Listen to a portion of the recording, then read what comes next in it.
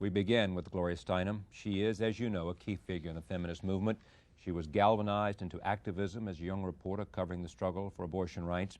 Her work as an activist and writer helped bring feminism from the fringes into the mainstream, she along with many others. And she forever changed the roles of men and women at home and in the workplace. Her latest book was the best-selling Revolution from Within, which brought new insight into the psychological issues facing all of us, especially women. Her new book is called Moving Beyond Words, and it offers her perspective on 6 important concerns, and I'm pleased to have her here. Welcome. Thank you so much. This is great to see you. Let me just talk about this book a little. You talk about the workplace, you talk about reaching 60 and thoughts about that, making you more radical, and you talk about a number of things, but I guess Freud is the one that first jumps out at you. Tell me what you were saying about Mr. Freud that brings him up for reevaluation. Well, I wouldn't have brought him up for reevaluation if he weren't still very much with us, not only in the therapy world, but also in the popular culture. But I was really just trying to do a little satire and say, well, what if Freud were Phyllis? If it was Phyllis, right. Yeah, if Sigmund was Phyllis. Yeah, because I think that reversal is a very good technique for detecting bias in ourselves and in others.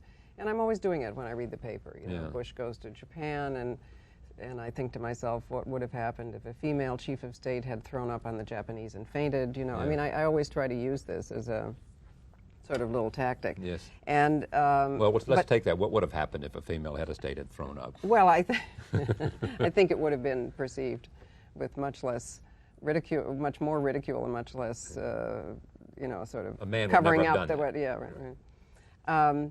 But this started out to be that kind of little fantasy. Well, of course, Phyllis Freud would say that men were terminally narcissistic and fragile because having their genitals perched so precariously on the outside, you know, dictated this, and men would be subject to womb envy and, you know, all of these things. Right.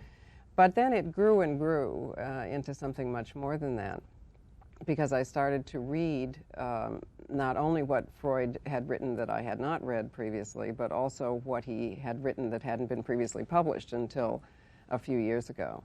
And the more I read, the more there grew next to this satire a serious sequence of footnotes which have their own title called The Watergate of the Western World, in which it's not only the craziness of his theories, which really were his own life history imposed on the lives of his patients. Let me stop you there, because I mean, it turns out, which we discovered from the letters, that a lot of what he was, a lot of his theory and a lot of his practice as a psychoanalyst came from his own life experiences, which he was projecting forward. Well, I think we should have known, and many people did know before, because he was constantly diagnosing people as being totally, I don't know, at war with the same gender parent and in love with the opposite gender parent. He consistently said that masturbation caused neurosis, but cocaine was just fine. I mean, this was based on his experience of having been convinced as a child that if he touched himself in masturbation, he would be castrated. And so, I mean, all of this because his craziness, father had told him. Yeah, and this was not universal in the culture, incidentally. People always excuse him by saying he was a product of his time, but that's not really the case. But I think that what we learned that was new from the letters is that he says that his, quote, you know, my father was one of those perverts who is responsible for the hysteria and neuroses of my siblings, for instance. I mean, he accuses his father of sexual abuse.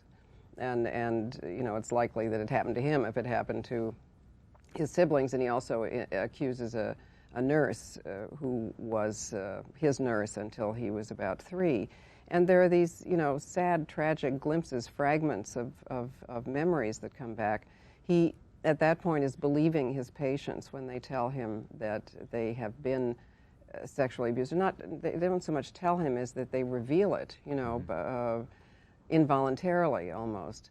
And he notices, for instance, that those who have had their heads held for sexual purposes, that is for oral sex when they're babies and little children, still experience very severe headaches. well, he, of course, experienced very severe headaches all his life, which was why he took cocaine. Then we come to the period of his father's death. And he, really hated and had great contempt for his father. He didn't expect to be disturbed, terribly disturbed by the old man's death, as he put it. But in fact, it brought up, we know not what, but I mean, in his words, he was uprooted, he couldn't write, he couldn't read, he couldn't think, he couldn't, it's as if all these memories started to come back. And over a 2 or 3 year period, he then succeeds in denying them and in burying them again, and consequently has to say they are also not true in his patients. Why do you think he, sort of the father of psychoanalysis held it that way in some places, has such a hold even today? Those who say that or suggest that Freud is dead are dead wrong. Mm-hmm. Right. No, and he keeps resurging. Yes. Even. Why is it? I mean, well, I think that one clue is this: he's much more popular. He always was much more popular in this country than he was in Europe, where he came from. And I think that's because the challenge of the suffragist and abolitionist movements, which were just at their peak, really, as he came along, and were challenging the sexual caste systems and the idea of hierarchy itself, were very threatening. Religion was no longer working to provide a rationale for the status quo. So along came Freud with a pseudo-scientific rationale that supported the status quo, and I think he was seized on for that reason. And how many Freudian psychiatrists and psychoanalysts would you think, are they primarily men, you think? They're primarily men, but there are some women. Who? Yeah, who really, I mean, it's a sort of a big academic, gigantic way of fitting into the male system, of seeking male approval, of making an elaborate specialty and rationale out of the position we're already in, which is sometimes comforting. Let me move to reaching 60. There's a whole, the back has even a quote here, in which you said, I've always had 2 or more tracks running in my head. The pleasurable one was thinking forward to some future scene, imagining what would be planning, what should be planning on the edge of fantasy. The other played underneath and all too realistic fragments of what I should have done. There it was in perfect microcosm, the past and future coming together to squeeze out the present. Reflect for me. You say you get more radical at 60. Yeah, I think this is something that happens to a lot of women. I don't Just mean women, you think? No, I'm not trying to say that it's all women or all men, but I think there's this cultural pattern, which is that women tend to be more conservative when we're young, right, and get more activist and radical as we get older, whereas men tend to be more rebellious and activist in youth and grow more conservative because they gain power as they grow older, by and large, and we lose power. How is your radicalism, as it gains at 60, manifest? Is it in terms of political views, in terms of how you see the culture, in terms of how you behave? What? All of the above. I mean, it's a continuation. It isn't as if it's a complete departure. You got to 60 and all of a sudden, whoa, I can be free. Right. Yeah. But it is some of that, though, because what happens is that now there is no more prescription for you on the patriarchal map, because that ends when you're about 50. Yeah. So it's scary and you become invisible. I mean, this happens to older men too, but I think it happens even more to older women.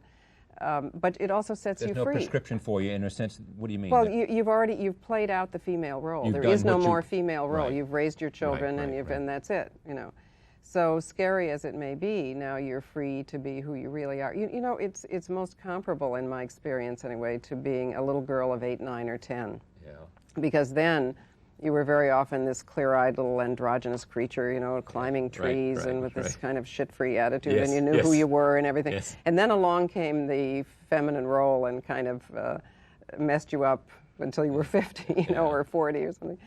And it's like going back to that clear-eyed, you know, little feisty androgynous person, only now you have your own apartment and you have a little freedom in the world, or at least if you're very lucky, you do. I mean, the other reality of this country is that it has a lot of problems. I mean, women over 65 are the single poorest demographic group in the country, and there's all the problems of healthcare and housing and so on. We can't ever forget that. But intrinsically, I'm finding that this stage of life is really as exciting and interesting and new as adolescence was after childhood, or young adulthood was after adolescence. There's this whole new period that nobody told us about. Yeah, and I mean, is there? Betty Friedan has written her book about aging.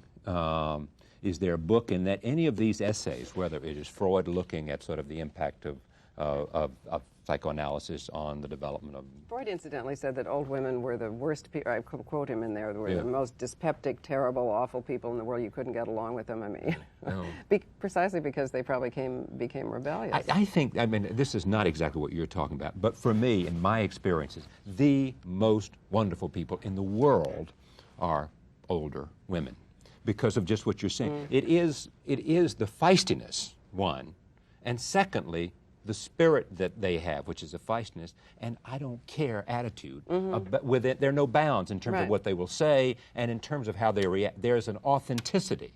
Whatever the shedding that's taken place, it makes them the most wonderful people to be around. And I hadn't thought of it. And I see them at lectures and wherever I go, because then they're more interested in... Go ahead. Yeah, well, until you just said that, I didn't think about this, but I bet it's true that it's a pleasure for men as well, because it is wonderful. Because then we don't inflict the role on you. Yes.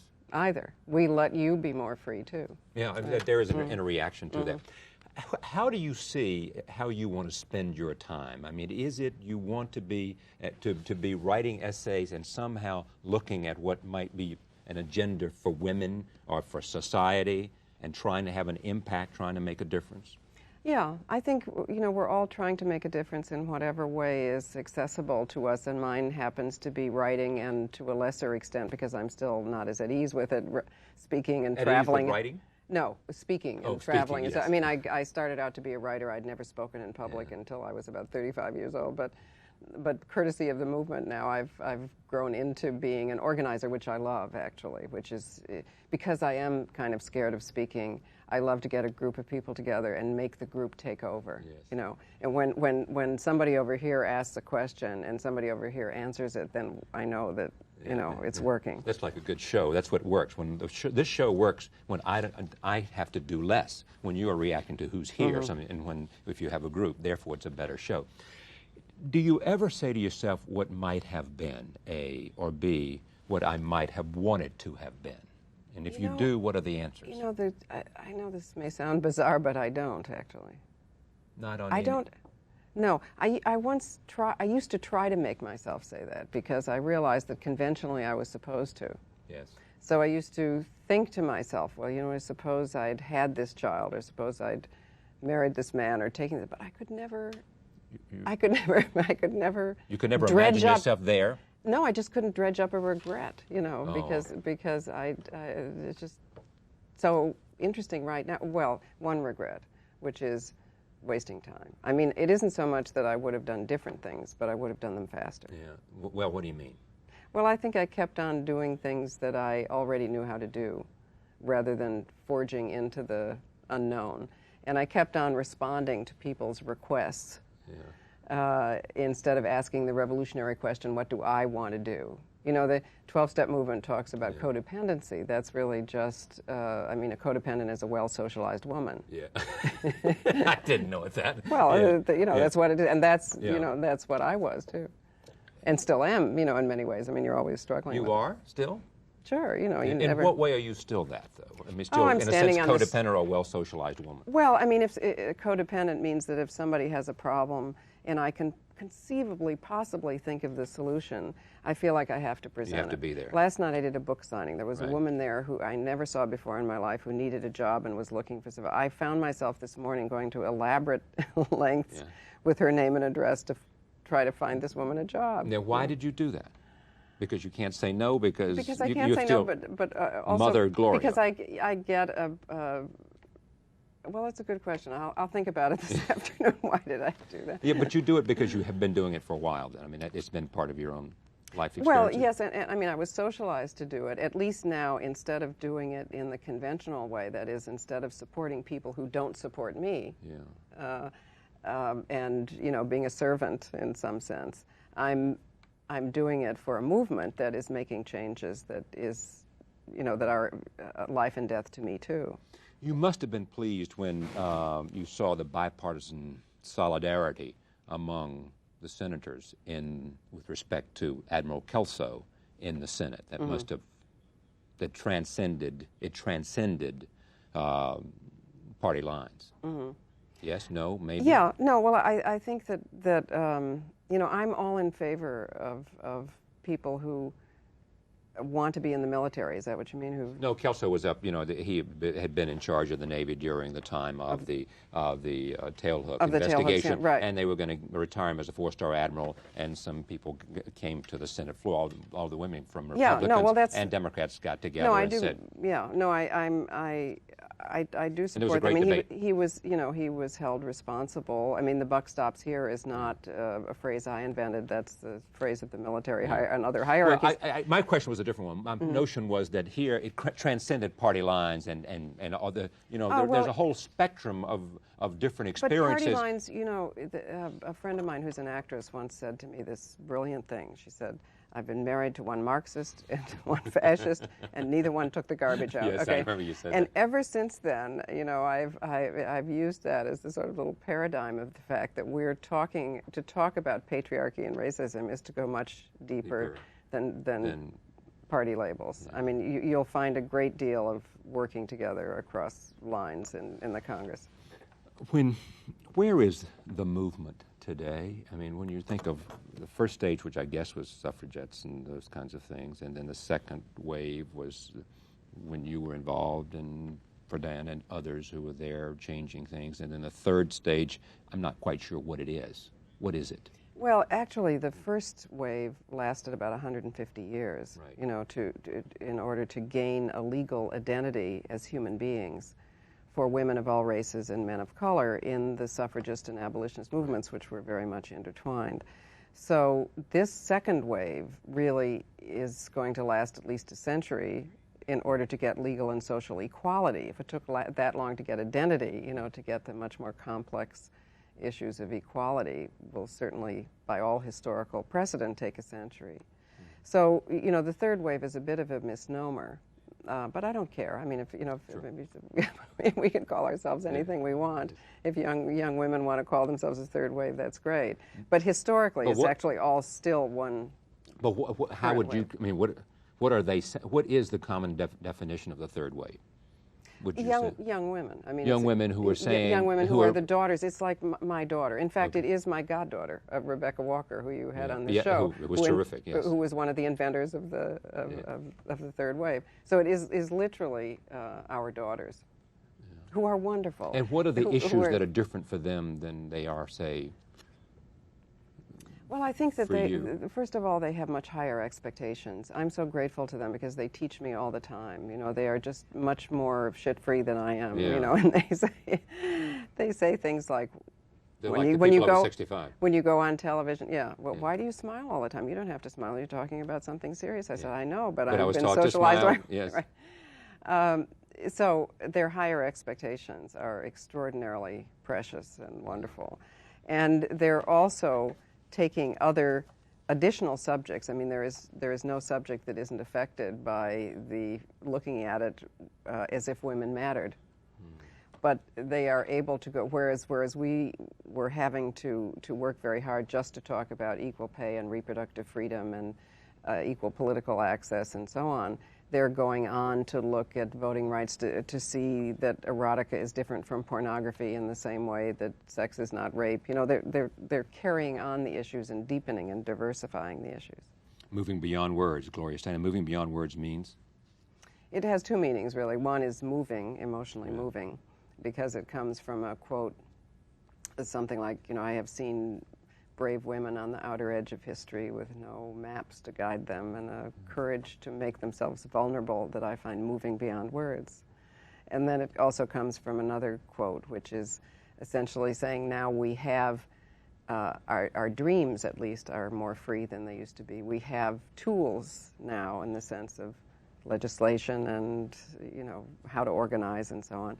And so we're free to move beyond the meaning of words we have, in fact, because words come from the past.